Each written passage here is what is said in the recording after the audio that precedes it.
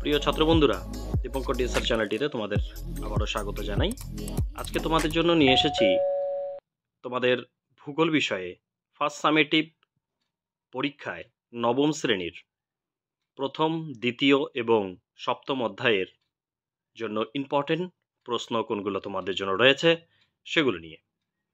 যে প্রশ্নগুলো এখানে বলা হবে সেই প্রশ্নগুলো ভালো করে পড়ো, তাহলে আশা করি তোমরা সব প্রশ্ন কমন পেয়ে যাবে।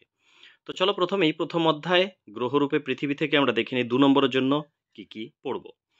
দেখো, এখানে প্রথমেই অন্তস্থ গ্রহ কাকে বলে, দ্বিতীয়ত বহিস্থ গ্রহ কাকে বলে, কুলীন গ্রহ কাকে বলে এবং বামন গ্রহ কাকে বলে, 4 নম্বরে পৃথিবীকে জল গ্রহ বা নীল গ্রহ বলে কেন, 5 নম্বরে দিগন্তরেখা কাকে বলে, 6 নম্বরে ইউরেনাস গ্রহকে সবুজ গ্রহ বলা হয় কেন, 7 নম্বরে জিপিএস কি, 8 নম্বরে জিওয়াইড কি এবং 9 নম্বরে আছে দেখো অভিগত গোলক বলতে কি বোঝো।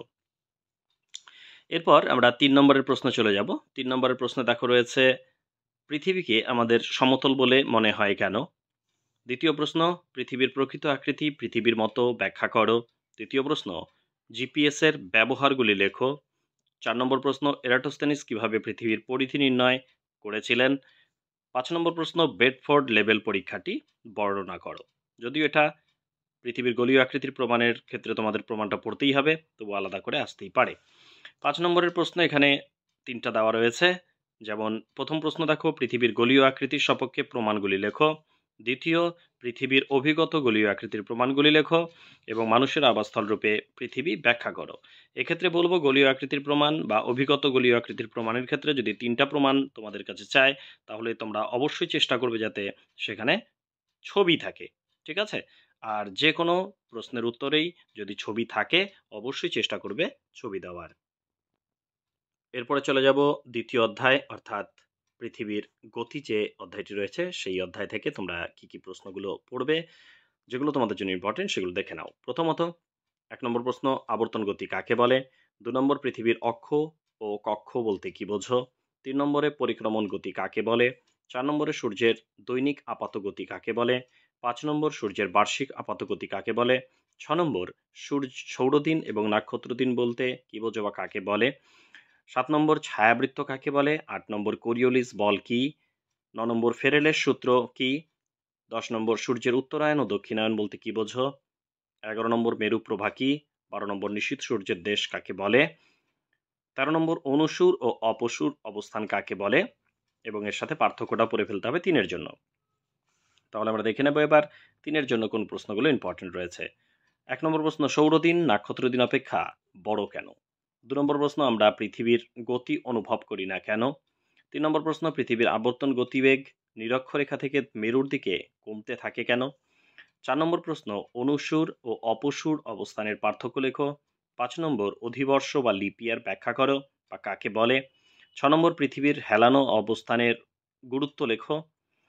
7 নম্বর, নিরক্ষীয় ও মেরু অঞ্চলে ঋতু পরিবর্তন হয় না কেন।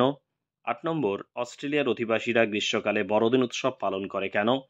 9 নম্বর, ডিসেম্বর মাসে বিজ্ঞানীরা আন্টার্কটিকা অভিযানে যায় কেন। এবং 5-এর যে প্রশ্নগুলো রয়েছে সেগুলো তোমরা একটু দেখে নাও এবার। 1 নম্বর প্রশ্ন, পৃথিবীর আবর্তন গতি ও পরিক্রমণ গতির পার্থক্য লেখো। 2 নম্বর প্রশ্ন, আবর্তন গতির প্রমাণগুলি লেখো। তৃতীয় প্রশ্ন, আবর্তন গতির ফলাফলগুলি লেখো। 4 নম্বর প্রশ্ন, পরিক্রমণ গতির ফলাফলগুলি লেখো এবং 5 নম্বর প্রশ্ন, ঋতু পরিবর্তনের কারণগুলি লেখো। এবার আমরা দেখে নেব সপ্তম অধ্যায় অর্থাৎ ভারতের সম্পদ থেকে কোন কোন প্রশ্নগুলো তোমাদের জন্য ইম্পর্টেন্ট রয়েছে। তো চলো প্রথমেই আমরা দেখিনি 2 নম্বরের প্রশ্নগুলো, ইম্পর্টেন্ট প্রশ্নগুলো আমরা দেখিনি।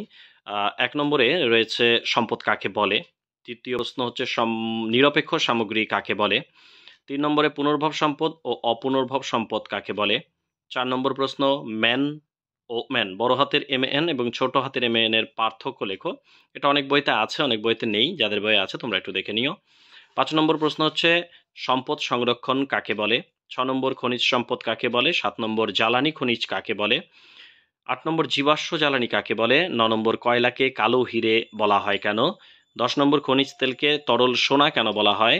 11 নম্বর, জলবিদ্যুৎকে সাদা কয়লা কেন বলা হয়। 12 নম্বর, কয়লা ও খনিজ তেলের উপজাত দ্রব্যগুলি নাম লেখো। 13 নম্বর, ONGC কি। 14 নম্বর সাগর সম্রাট ও সাগর বিকাশ কি? 15 নম্বর ওপেক ওপিইসি কি? 16 নম্বর আধুনিক শিল্প দানব কাকে বলা হয়? 17 নম্বর প্রচলিত শক্তি ও অপ্রচলিত শক্তি কাকে বলে? 18 নম্বর এনটিপিসি কি? 19 নম্বর ভূতাপ শক্তি কাকে বলে? 3 নম্বরের প্রশ্ন যেগুলো ইম্পর্টেন্ট তোমাদের জন্য রয়েছে, দেখো সম্পদের বৈশিষ্ট্যগুলি লেখো। 2 নম্বর প্রশ্ন সম্পদ সৃষ্টির উপাদানগুলি লেখো। 3 নম্বর সম্পদের কার্যকারিতা তত্ত্ব ব্যাখ্যা করো। 4 নম্বর প্রশ্ন সম্পদ সংরক্ষণের উপায়গুলি লেখো। 5 নম্বর প্রচলিত ও অপ্রচলিত শক্তির পার্থক্য লেখো। 6 নম্বর আকরিক লোহা ও কয়লার শ্রেণী বিভাগ করো। 5 প্রশ্ন কিছুটা বেশি বলবো, কারণ এখানে অনেক বড় চ্যাপ্টার, তোমাদের একটু বেশি পড়তে হবে। দেখো প্রথম প্রশ্ন আকরিক লোহার ব্যবহারগুলি লেখো। দ্বিতীয় প্রশ্ন কয়লার ব্যবহারগুলি লেখো। তৃতীয় প্রশ্ন খনিজ তেলের ব্যবহারগুলি লেখো। 4 নম্বর প্রশ্ন প্রচলিত শক্তি ও অপ্রচলিত শক্তির সুবিধা ও অসুবিধাগুলি লেখো। 5 নম্বর প্রশ্ন পূর্ব ভারতে অধিক সংখ্যায় তাপবিদ্যুৎ কেন্দ্র কেন গড়ে উঠেছে? 6 নম্বর প্রশ্ন জলবিদ্যুৎ উৎপাদনের অনুকূল পরিবেশগুলি লেখো। ভেরি ভেরি ইম্পর্টেন্ট প্রশ্ন। 7 নম্বর প্রশ্ন হচ্ছে পারমাণবিক শক্তির ব্যবহারগুলি লেখো। 8 নম্বর সৌর শক্তির ব্যবহার লেখো। 9 নম্বর বায়ু শক্তির ব্যবহারগুলি লেখো। 10 নম্বর ভারতে কয়লার বন্টন সম্পর্কে আলোচনা করো এবং 11 নম্বর ভারতের আকরিক লোহার বন্টনগুলি আলোচনা করো।